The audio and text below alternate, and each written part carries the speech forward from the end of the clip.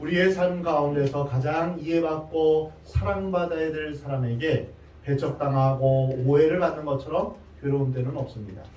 차라리 모르는 사람이나 반대파에게 배척을 당하면 상처를 덜 받을 것입니다. 예수님은 바리새인과 서기관들로부터 심각한 오해와 비판을 받으셨습니다. 그런데 오늘 본문 말씀에서는 육신의 어머니와 형제들에게 오해와 불신을 받으시는 것을 보게 됩니다. 오늘 본문 46절입니다. 예수께서 무리에게 말씀하실 때 그의 어머니와 동생들이 예수께 말하려고 밖에 섰더니, 예수님의 어머니와 형제들이 예수님을 이해하고 격려하기 위해 찾아온 것이 아니다라는 것을 앞뒤 문맥을 통해서 알 수 있습니다. 그들은 예수님의 사역을 막기 위해서 찾아온 것입니다. 이 내용은 마가복음 3장에서 더 뚜렷하게 나옵니다. 집에 들어가시니 무리가 다시 모임으로 식사할 겨를도 없는지라. 예수의 친족들이 듣고 그를 붙들러 나오니 이는 그가 미쳤다 하밀러라. 예수님은 식사할 겨를조차 없었습니다. 그리고 예수님이 하시는 모든 활동이 친족들이 보기에는 너무 생소하고 이상하게 보였습니다. 예수님의 어린 시절부터 봐왔던 친족들은 예수님을 미친 사람으로 오해했던 것입니다.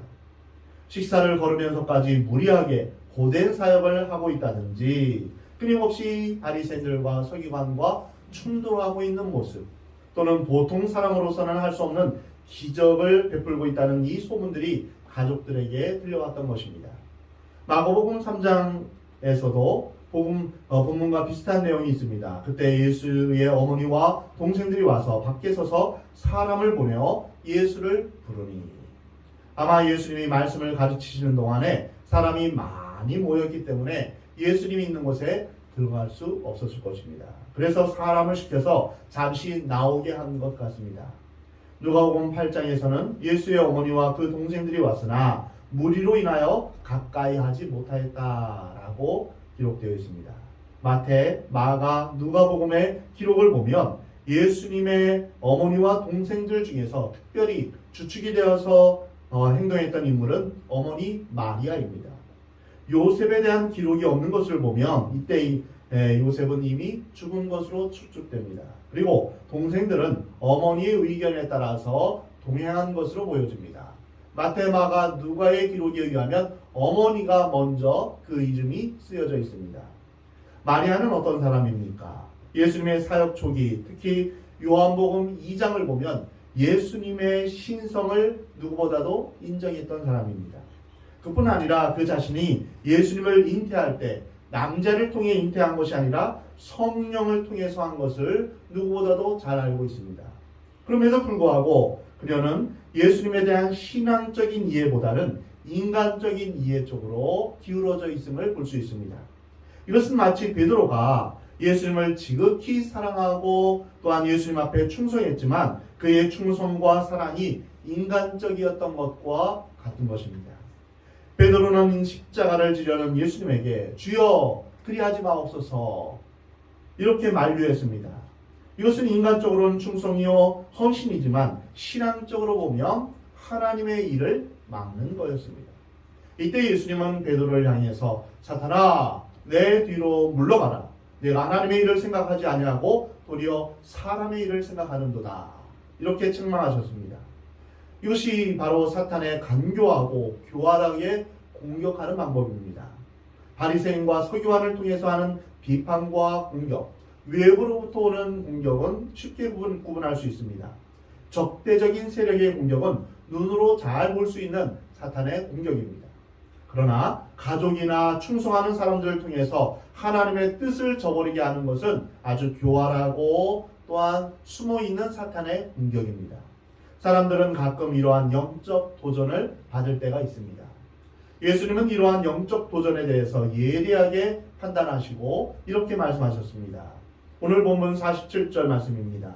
한 사람이 예수께 여짜오되 보소서 당신의 어머니와 당신들이 당신께 말하려고 밖에 서 있나이다 하니 말하던 사람에게 대답하여 이르시되 누가 내 어머니며 내 동생들이냐 하시고 손을 내밀어 제자들을 가리켜 이르시되 나의 어머니와 나의 동생들을 보라.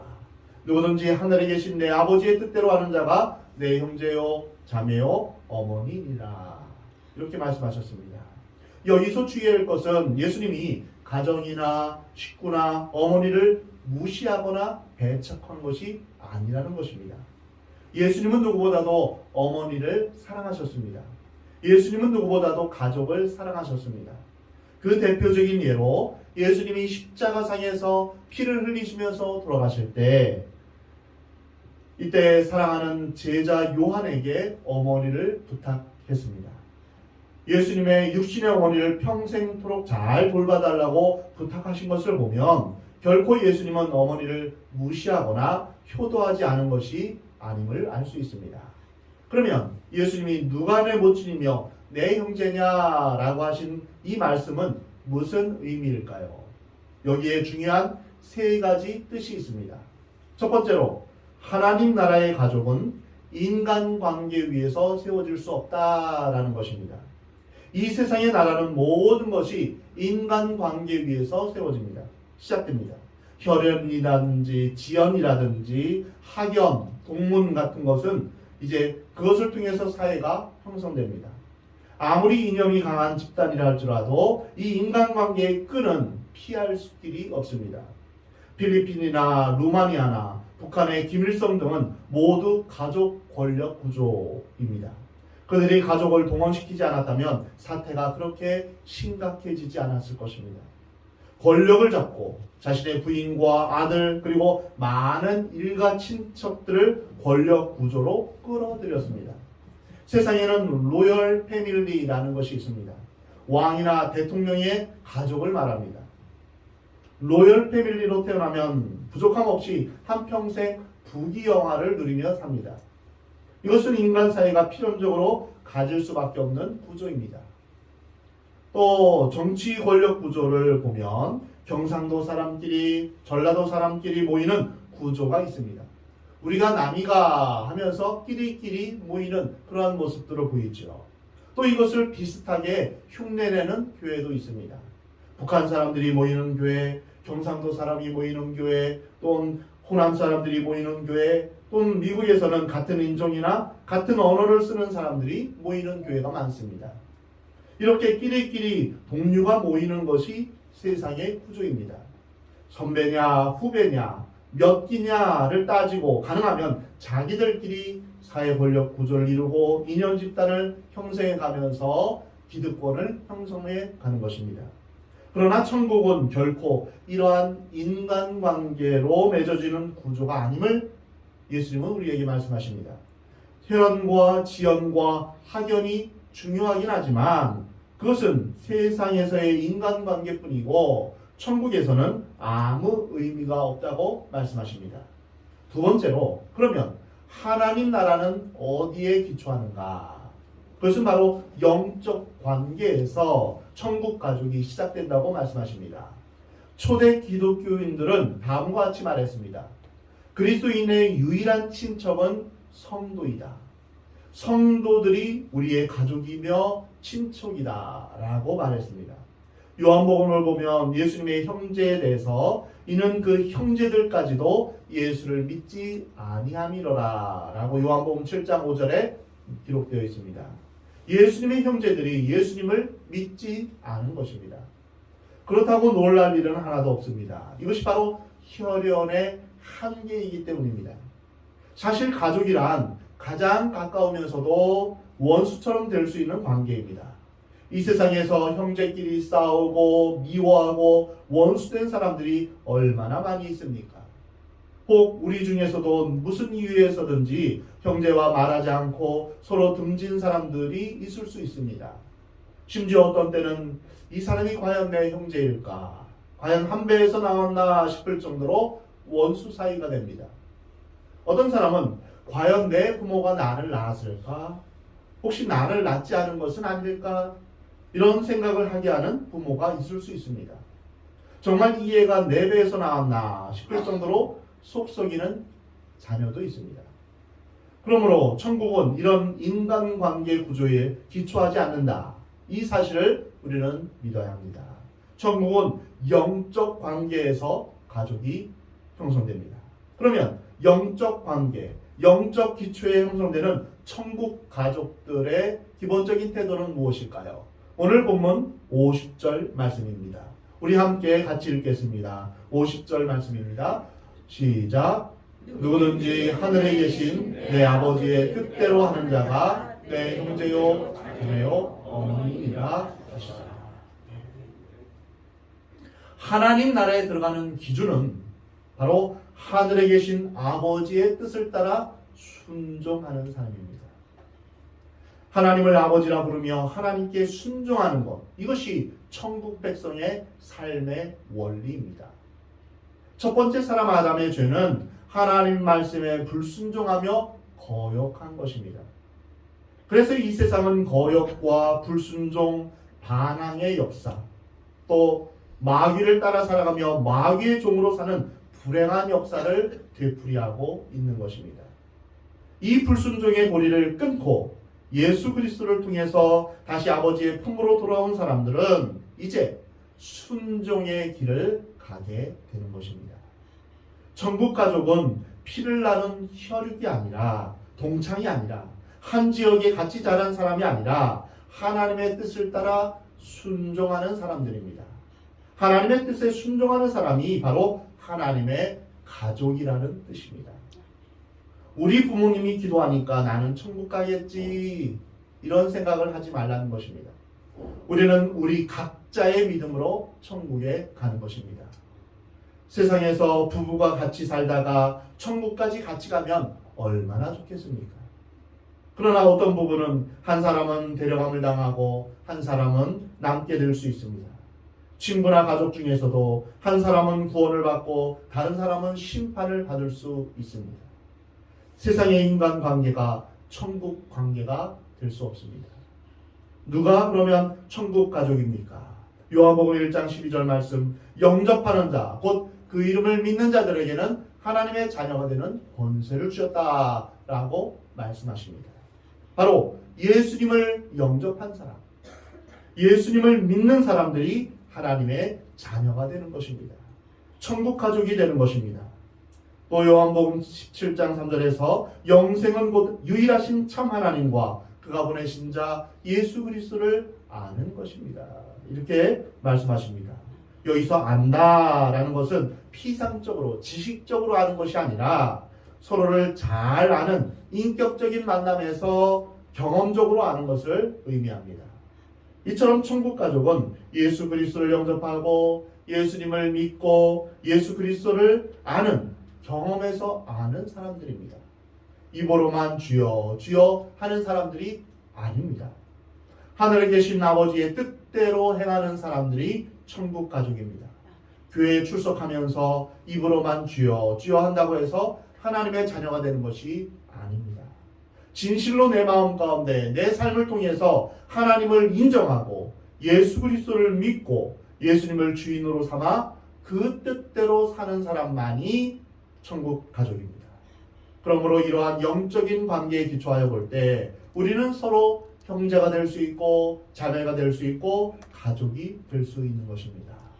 세 번째로 발견하는 놀라운 진리는 하나님 나라의 가족은 누구냐 하는 것입니다. 오늘 보면 49절에서 손을 내밀어 제자들을 가리켜 이르시되 나의 어머니와 나의 동생들을 보라. 원문에는 이 말씀이 볼지어다 이렇게 감탄사로 시작됩니다. 천국 가족은 육체적인 가족관계, 즉 혈연에 의해서 이루어지는 것이 아닙니다. 진정한 예수 그리스도의 제자의 삶을 살아가는 사람이 바로 천국 가족입니다. 이것은 놀라운 말씀입니다.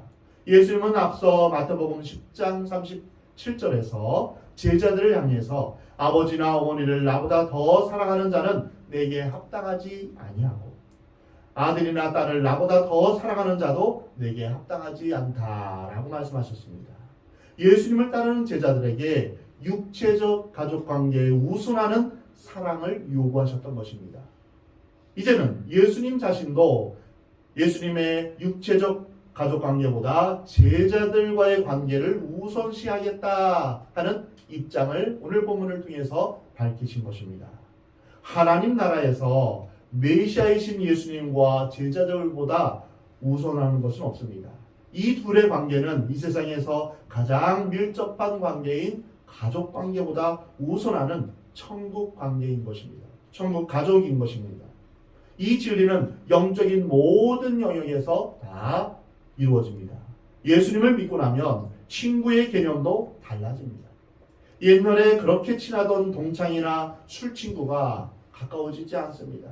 가치관이 다르고 인생관이 다르기 때문입니다. 이전에는 죄를 짓는 세상 일을 같이 좋아했지만 이제는 더 이상 멸망의 길을 가지 않기 때문입니다. 참 복음을 알고 나면 피를 나눈 형제도 옛날처럼 되지 않습니다. 보통 일반적으로 우정은 공통의 이념에 근거합니다. 환경이나 교육, 생활 방식이 달라도 공통된 이념만 가지면 우정을 가질 수 있습니다. 또는 우정이 공통의 경험과 기억을 함께 가지면서 생길 수 있습니다. 보통 전후회 하면은 같이 생사고락을 함께 하면서 그런 죽음의 문턱을 같이 넘나들면서 생기는 그런 우정입니다. 그럼 우리 그리스도인들에게 있어서 진정한 우정은 어디에서 시작될까요? 그것은 영적인 것에서 기초합니다. 영적으로 맺어진 우정, 그것은 설명할 수 없이 깊고 오묘한 것입니다. 오늘 본문 마태복음 12장 50절에서 하나님의 뜻을 따라 순종하며 살아가는 그러한 공동체입니다. 우리가 성만찬을 하죠. 성찬식을 하게 되면 예수 그리스도의 피와 살을 상징하는 그런 떡과 잔을 먹게 됩니다. 이것은 우리가 예수님과 한 몸을 이루는 것을 의미합니다. 또 우리가 이 예수님의 피와 살을 먹고 마시면서 우리는 서로 예수 그리스도 안에서 한 가족, 한 지체가 됨을 우리가 표현하는 것입니다. 같은 한 피를 나눈 그러한 그리스도인으로서 한 가족이 됨을 말하고 있는 것입니다. 우리는 영적으로 맺어진 그러한 우정을 우리는 갖고 있는 것입니다. 한 하나님을 모시며 한 성령님 안에서 한 믿음, 하나의 소망을 갖고 살아가는 존재들입니다. 진정한 부부는 영적으로 맺어진 부부입니다. 한 사람은 예수를 잘 믿고 한 사람은 믿지 않는 부부라면 영적으로 일치하는 것이 없기에 참으로 갈등이 많게 됩니다. 이뿐만이 아닙니다. 영적인 것으로 된 그런 학문도 다릅니다. 영적으로 기초가 된 문학, 음악, 미술 등 예술의 세계에서도 근본적으로 다릅니다. 성령 충만한 사람이 부르는 노래와 전혀 감정 없이 부르는 노래는 전혀 다릅니다. 연주도 그렇습니다. 그 기초가 다릅니다. 영적으로 주님과 관계 있는 것은 세상 것과 비교할 수 없는 높은 가치를 지니고 있습니다. 이렇듯 영적인 가정은 중요하기 때문에 영적인 가족끼리 상처를 받으면 그 상처가 아주 큽니다. 그래서 예수 믿는 사람끼리는 조심해야 됩니다. 말이나 행동을 조심해야 됩니다. 믿는 사람끼리 상처를 받으면 그 상처가 깊기 때문입니다. 왜냐하면 이것은 영적으로 생긴 일이기 때문입니다. 우리는 혈연으로도 지연으로도 학연으로도 설명할 수 없는 사람들입니다. 그리스도 안에서 형제 자매된 그런 사람들입니다. 예수님이 가르쳐 주신 진리가 바로 여기에 있는 것입니다. 누가 나의 어머니며 나의 형제입니까? 하늘에 계신 하나님 아버지의 뜻대로 살고자 하는 사람이 다 우리의 형제요 자매요 가족입니다. 교회에 살짝 왔다가 살짝 가는 사람은 불쌍한 사람입니다. 예배드리며 말씀을 듣는 것도 축복이며 중요한 일이지만 천국 가정의 교제를 하지 못하면 외롭고 불쌍합니다.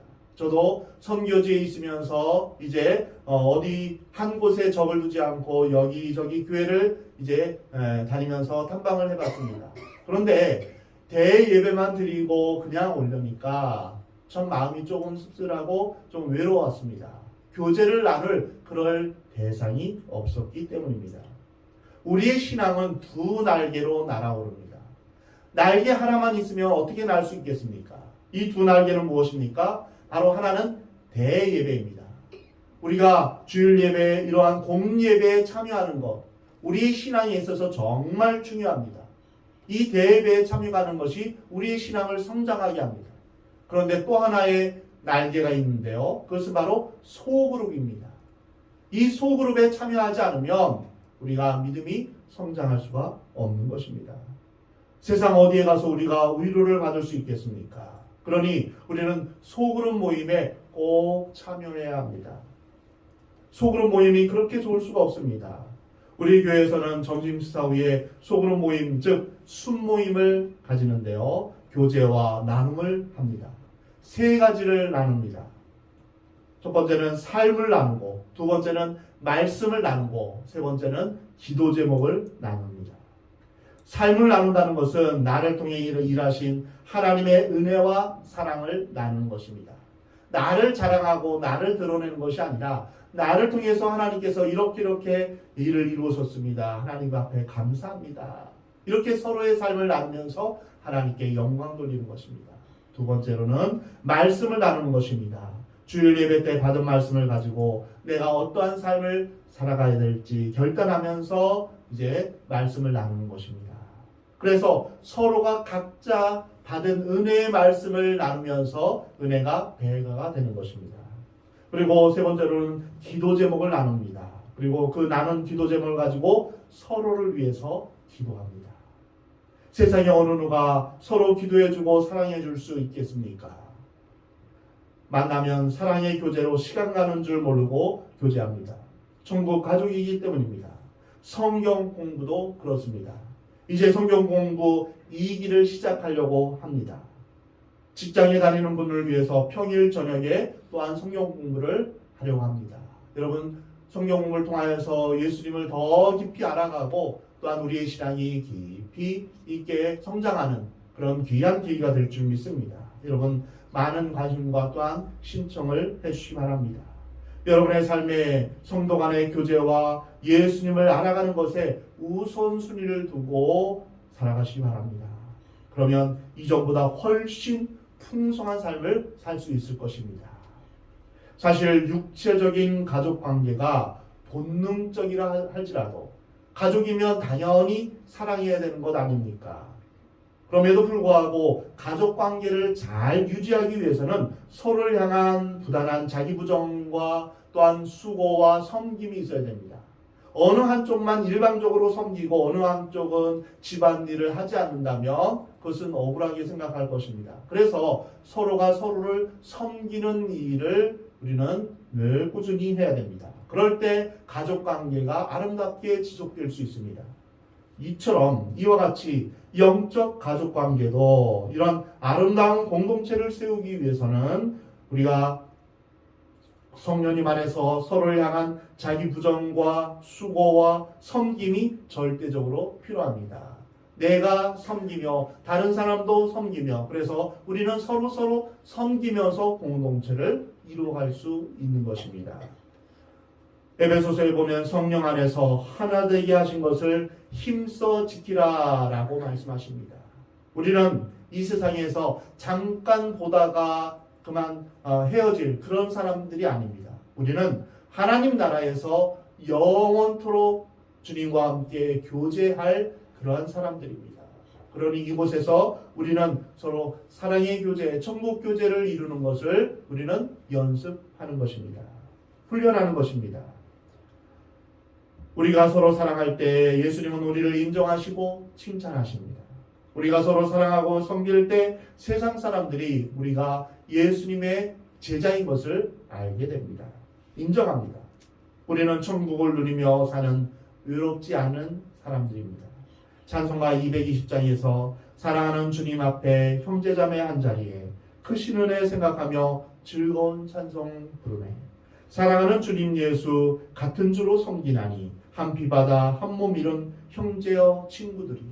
이것은 바로 천국 가족들이 믿음 안에서 성령 안에서 하나 되어 우리가 교제하는 것을 찬양하는 것입니다. 사랑하는 성도 여러분, 여러분은 더 이상 외롭게 살지 않아야 됩니다. 우리는 예수님 안에서 한 목적, 한 방향, 한 꿈을 가지고 살아가는 사람들입니다. 천국 소망을 가지고 살아가는 사람들입니다. 또한 주님께서 우리에게 맡겨주신 지상 명령을 성취하기 위해서 함께 군사된 사람들입니다. 주사랑교회는 오직 하나님께만 영광 돌리는 건강한 교회로서 예수 그리스도의 복음을 전하는 선교하는 교회가 되기를 원합니다. 성령님께서 역사하심으로 각 가정과 개인들이 치유와 회복이 일어나는 교회가 되기를 원합니다. 사랑하는 성도 여러분, 우리는 주님 안에서 서로 사랑하는 공동체입니다.